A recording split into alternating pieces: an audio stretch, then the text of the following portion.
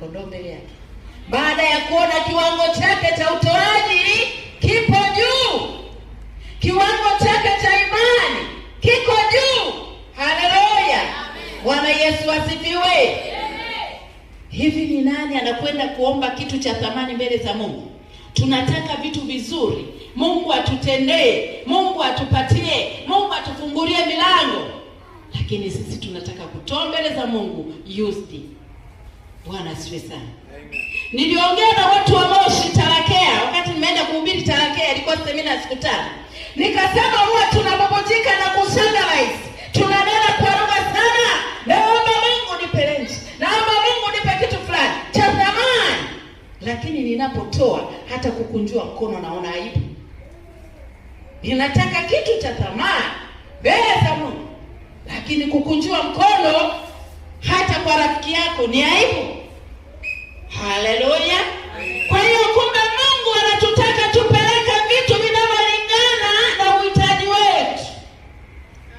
Tutoe vitu ambavyo viko viwango. Kama naomba kitu ambacho ni cha thamani, hata utoaji wako uwe ni wa thamani. Haleluya. Haleluya. Jina la Bwana libarikiwe. Mbona wanadamu huwa wanasema amenipa mtumba Bwana, mtumba wenyewe umechoka, unalalamika. Sasa Mungu ndiye anataka mtumba.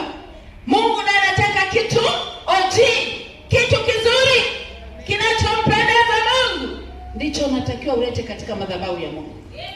Jina la Bwana libarikiwe. Haleluya. Lete kitu kizuri mbele ya Bwana, ili mtumishi wa Mungu anapoomba unakuwa umempa deni la kukuombea. Unajua mnapotubariki vitu vizuri, yaani unajikuta huwezi hata kulala kitandani, inabidi nilale chini nianze kuomba kwa ajili yako. Maana umenibariki, umenipa deni. Wewe hutojua, lakini baraka yako inakuwa imenipa deni kila wakati kuomba kwa machozi, maana umemgusa Mungu kupitia mtumishi wa Mungu. Bwana Yesu asifiwe. Pia tunaona sadaka ni ufunguo. Sadaka ni ufunguo mkubwa sana wa kufungua maisha yetu, kuponya afya zetu. Bwana asifiwe. Kulinda familia zetu, kulinda uchumi wetu, kulinda baraka zetu. Ninafanya biashara zikae, chuma ulete